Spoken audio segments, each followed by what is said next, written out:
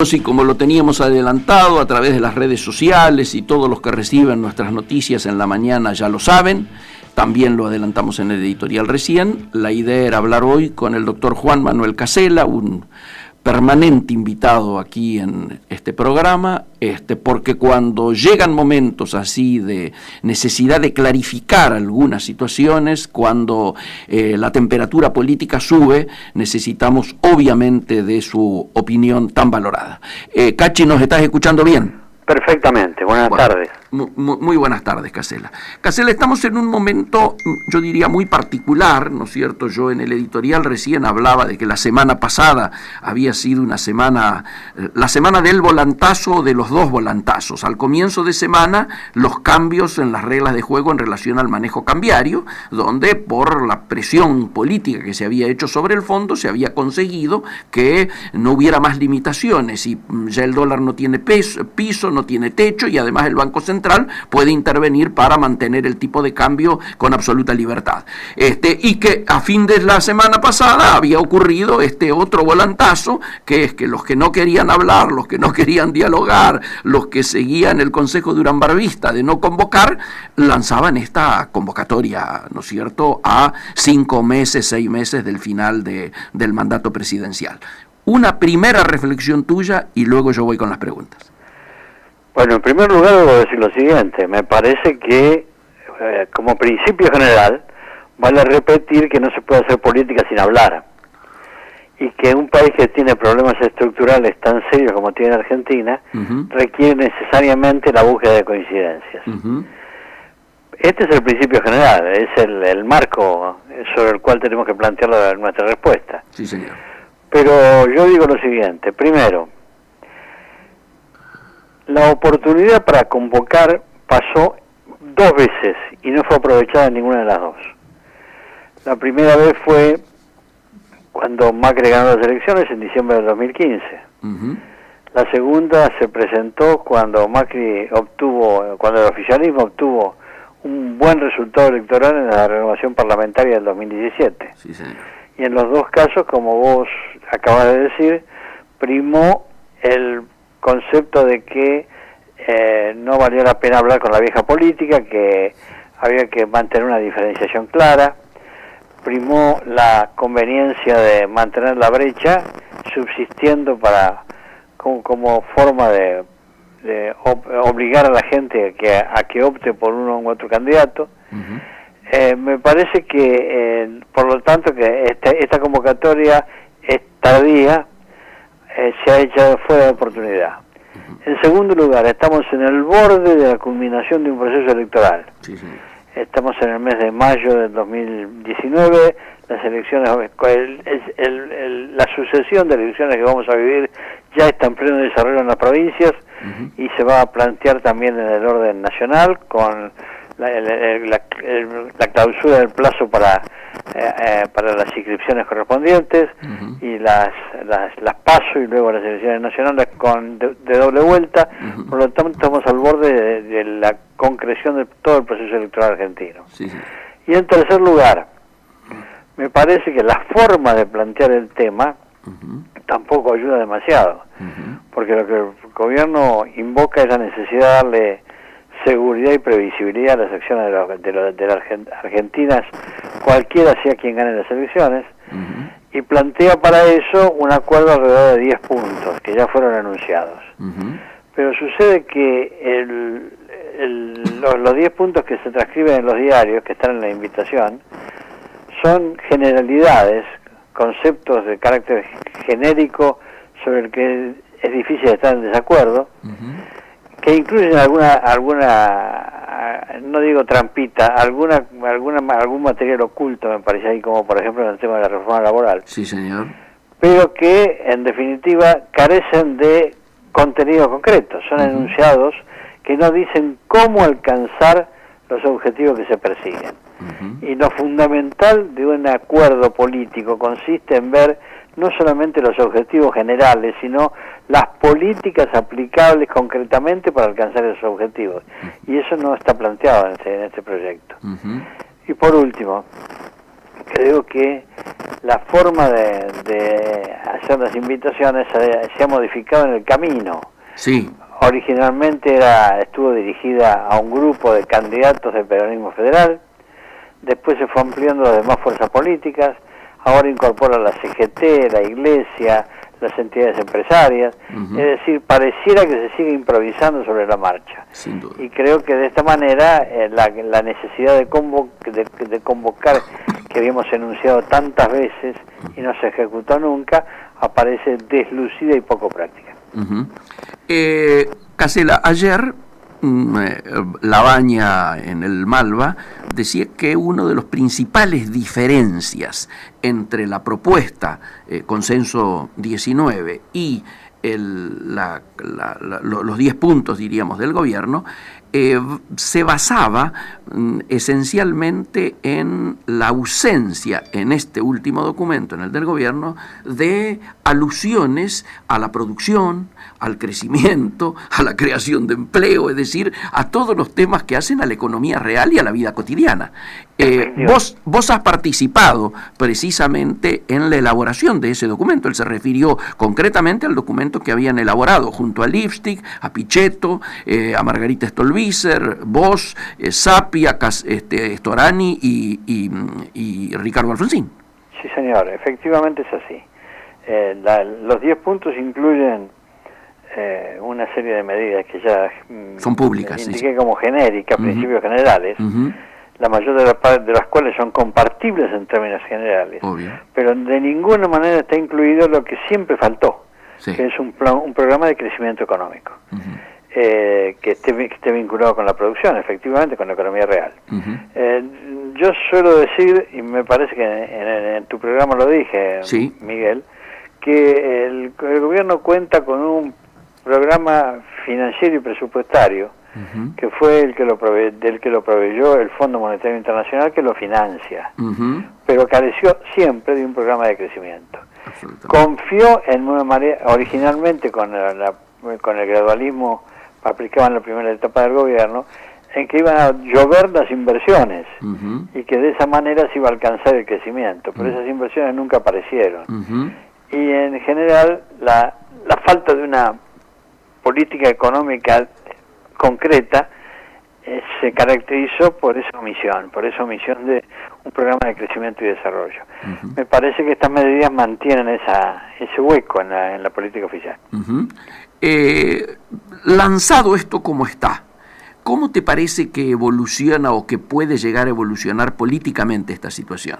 Porque mientras tanto, la vida sigue, seguimos conociendo que la recesión no ha tocado fondo todavía, que la caída de los niveles de actividad siguen siendo muy grandes, que el consumo de energía que marca claramente los niveles de actividad de la industria son muy decadentes, que tenemos un 50% de capacidad instalada ociosa, todos los números que hemos visto hoy de la construcción y de la industria cayendo a valores del 13 y 14%, es decir, la gravedad de la situación continúa y en paralelo está esta operación política, llamémosle, sin entrar a valorarla. ¿Cómo crees que evoluciona este asunto en el marco precisamente de lo que vos decías, de un año electoral?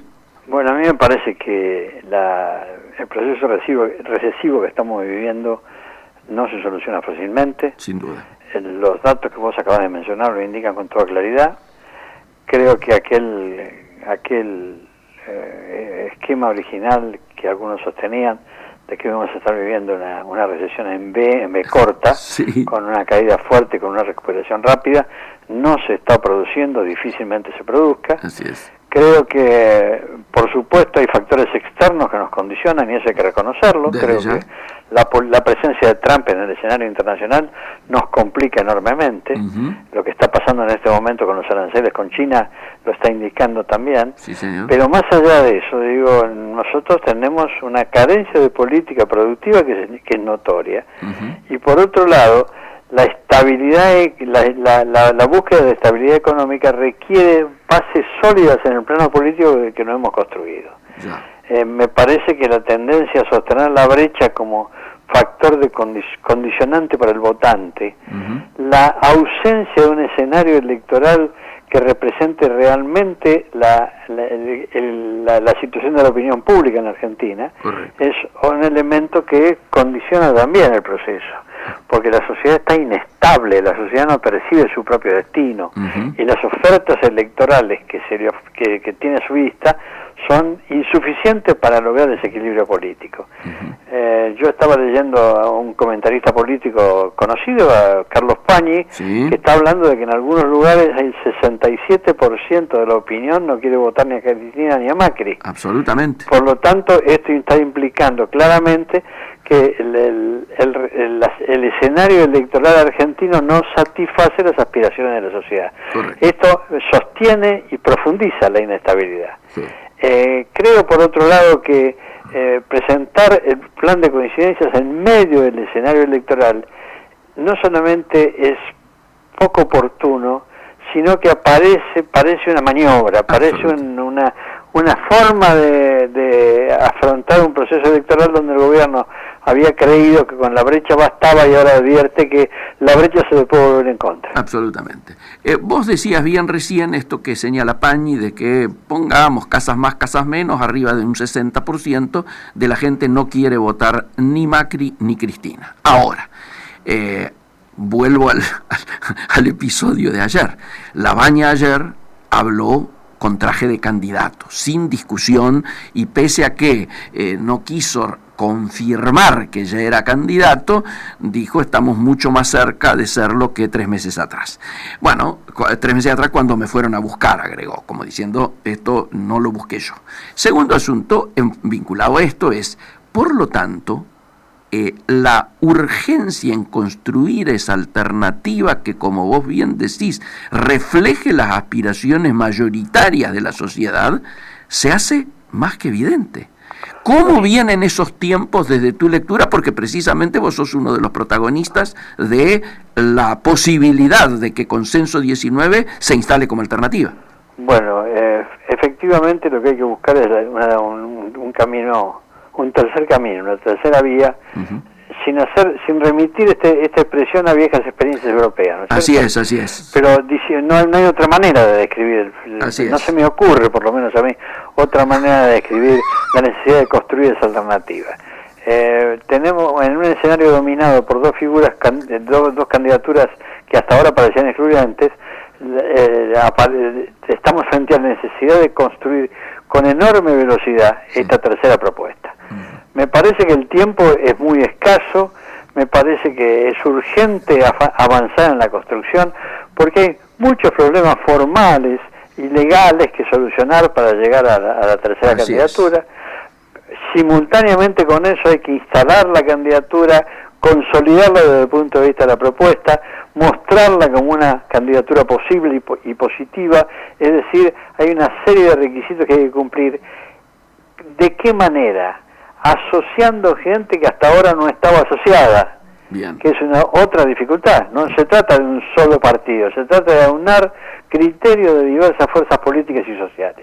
Por lo tanto, tenemos que trabajar muy rápidamente porque el tiempo es muy escaso. Correcto. Creo que lo que favorece esta situación es el hecho que acabamos de mencionar. Acá hay un porcentaje muy importante de los argentinos que está esperando esta propuesta. Sí, señor. Eso cuando lo que sintetiza Labaña cuando dice la demanda existe. Así es. Y si existe la demanda es un elemento positivo para facilitar alcanzar la propuesta adecuada. Correcto. Yo hacía referencia recién al hecho ocurrido ayer ahí en el Malva, donde estas expresiones de Labaña fueron muy públicas.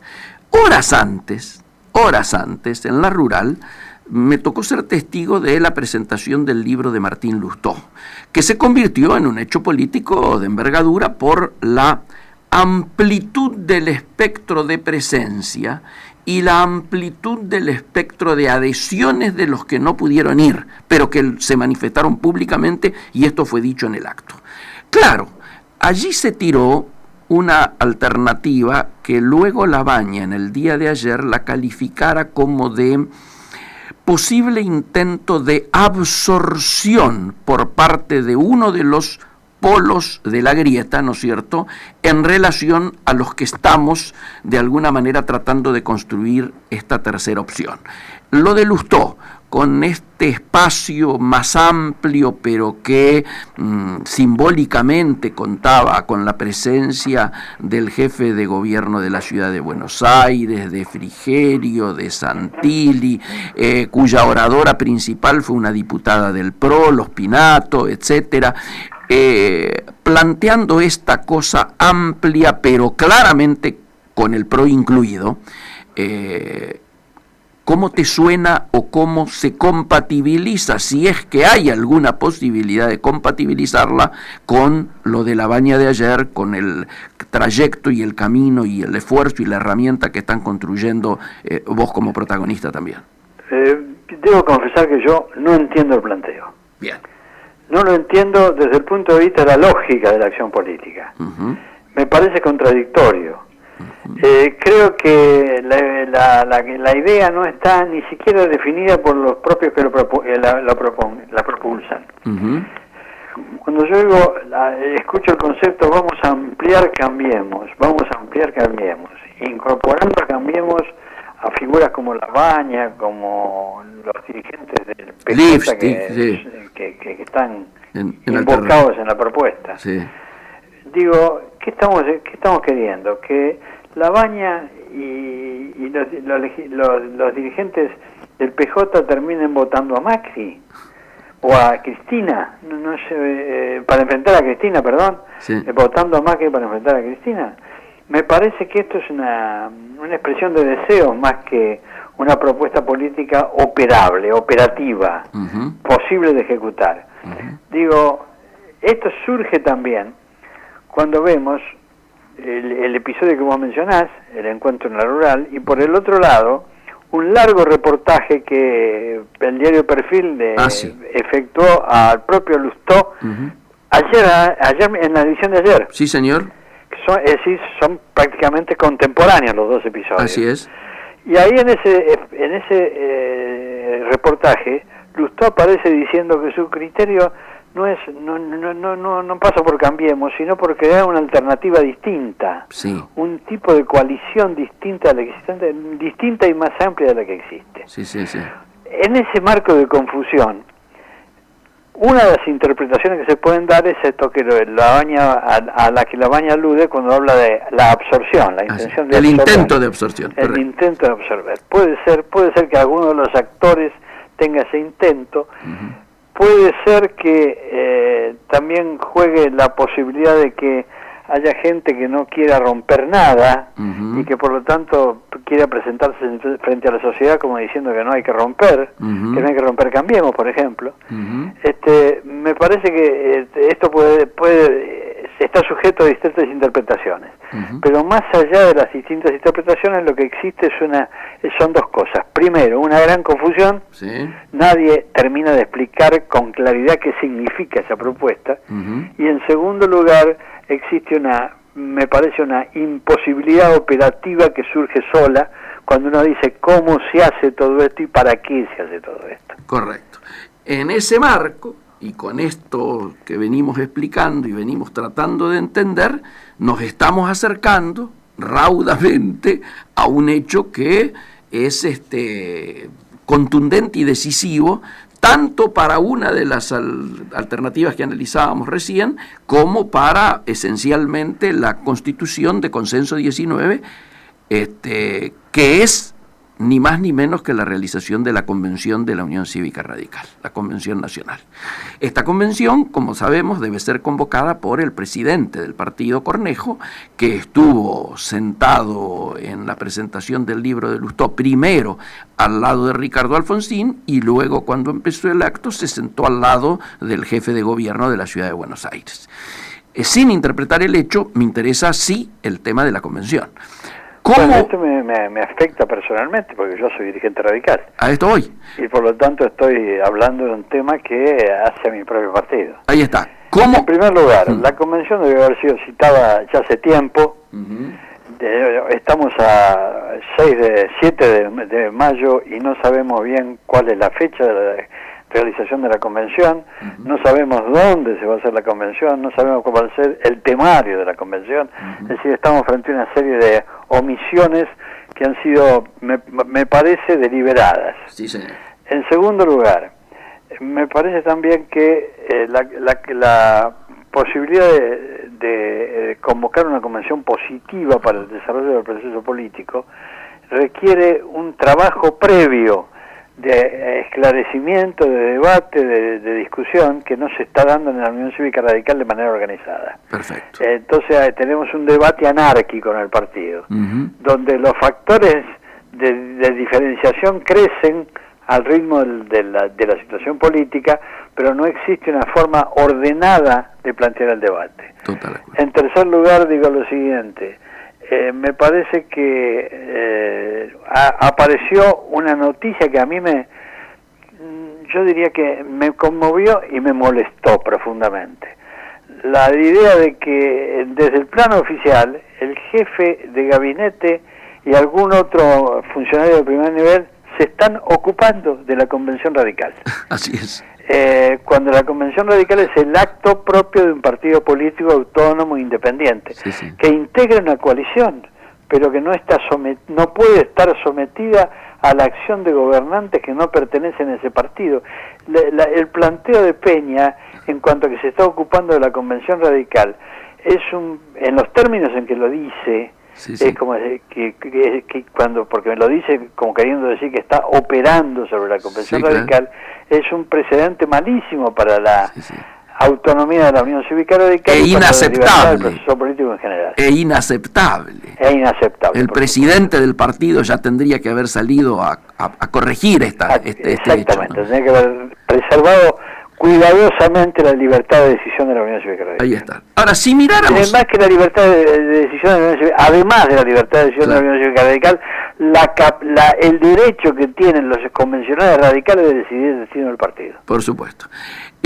Con este marco, diríamos, al que obviamente nos vamos acercando, si vos tuvieras que explicar el mapa que hoy encontraríamos de convencionales, ¿en qué posición verías que aparece dividida hoy la opinión de la Unión Cívica Radical?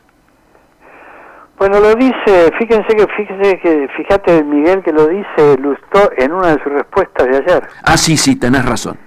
Lustó dice específicamente, la realidad actual demuestra que quienes adoptaron una posición distinta a la que se resolvió en Gualeguaychú tenían razón. Y esa razón incluye conceptos políticos e ideológicos. Sí, señor. Ese es el primer argumento. Y en segundo lugar, dice Lustó, también es evidente que la realidad electoral aparece como distinta a la que se pensaba. Y hoy queriendo decir que estar cerca del gobierno es piantavotos. Absolutamente. Y eso afecta las decisiones de los dirigentes provinciales. Eso lo dice Lustó en una de sus respuestas, y yo coincido con esta descripción general. Sí. Yo creo que la convención vamos a tener que tener cuidado con esa convención en el sentido de que lo dijo alguna vez, no hace mucho tiempo, Gerardo Morales, porque el debate en la convención va a ser duro, va a ser fuerte, porque hay gente que se siente poco interpretada por las políticas generales del gobierno, hay gente que percibe que el gobierno está perdiendo inserción a la opinión pública y no quiere resultar arrastrado por esa inserción. Y además porque también tenemos que tener en cuenta que si percibimos la intención de algún funcionario de intervenir en las decisiones que toma la convención, eso también puede servir para irritar y influir sobre el ánimo general de la convención. Sin duda. De manera que yo no preveo una convención pacífica, en el sentido de que sin discusión. Lo único que deseo es que sea una convención donde se puedan exponer ideas con toda claridad. Creo que lo que parecía como un paseo fácil de recorrer para el oficialismo partidario ha ido complicándose con el transcurso de los acontecimientos. Sin duda. Y eso es lo que determinó que el oficialismo partidario tenga tantas vacilaciones antes de convocar a la organización de la convención. Además hay una sensación, como para ir cerrando porque sé que tenés otro compromiso, hay una sensación como que cada uno ya tiene posición adoptada y cada uno tiene un camino y una hoja de ruta para recorrer. y como que lo que resuelva la convención no condicionaría de la misma manera que condicionó Gualeguaychú, por ejemplo, u otras convenciones, el accionar futuro partidario. ¿No tenés esa sensación? Pero a mí me parece que es así, porque además la experiencia objetiva lo está indicando, los hechos objetivos lo están indicando. Fíjate cuáles son las situaciones provinciales que tenemos a nuestra vista. En primer lugar, por ejemplo, la capital federal Cambiemos no existe. Sí. Nunca se constituyó. Sí. Santa Fe. Esto por resistencia del PRO. Sí, claro.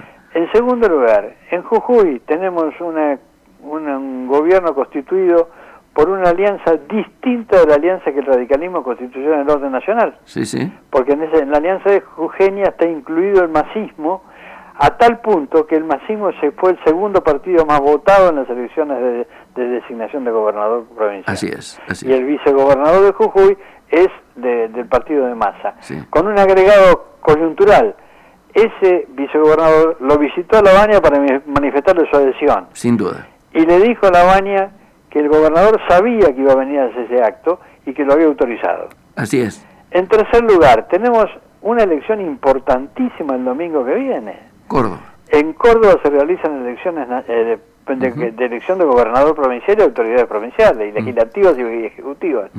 Y en esa elección, el radicalismo de Córdoba, en su organización, decidió concurrir con lista propia UCR lista 3, en una lista encabezada por el actual intendente de la ciudad de Córdoba. Así es. Y sin embargo, Mario Negri, uno de los factotums de la existencia de Cambiemos en el orden nacional, no respetó la decisión del radicalismo cordobés y compite con una alianza similar a la de Cambiemos, que tiene otro nombre, pero es Cambiemos en el orden provincial. Sí, porque no puede llevar el nombre de Cambiemos porque la UCR no está ahí. Exactamente. Ahí está. Por lo tanto, ahí tenemos situaciones locales que demuestran que hay una diversidad de circunstancias que impide la sanción. Claro. Porque si no, Negri tendría que haber sido sancionado, porque no respetó la decisión de la Convención Cordobesa. Así es. Fíjate lo que pasa en Santa Fe. Sin duda. En Santa Fe con elecciones que ya se concretaron. Sí. En las PASO en Santa Fe fueron el domingo pasado o el anterior, no recuerdo bien.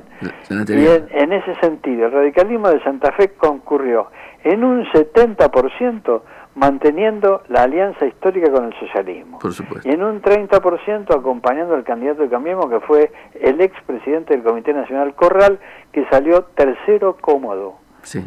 Por lo tanto, en Santa Fe también se da otra situación. La diferencia con Santa Fe es que la alianza con el socialismo era preexistente a Cambiemos. Correcto. Pero lo cierto es que en cada distrito provincial que hemos aludido tenemos una situación distinta. Y entonces la capacidad sancionatoria se aplicaría a partir de qué criterio. Correcto. Me parece que la libertad de acción es un hecho espontáneo. Total acuerdo. Con el top de las 3 de la tarde, Casella, estamos cumpliendo con el compromiso que adquirimos contigo de finalizar a las 3. Un gran abrazo y muy agradecido. Gracias a ustedes, muchachos, y buenos días. Chao, hasta luego. Lo escucharon el doctor Juan Manuel Casella, directamente sin escaparle al bulto, como decíamos en el interior. Vamos al intervalo.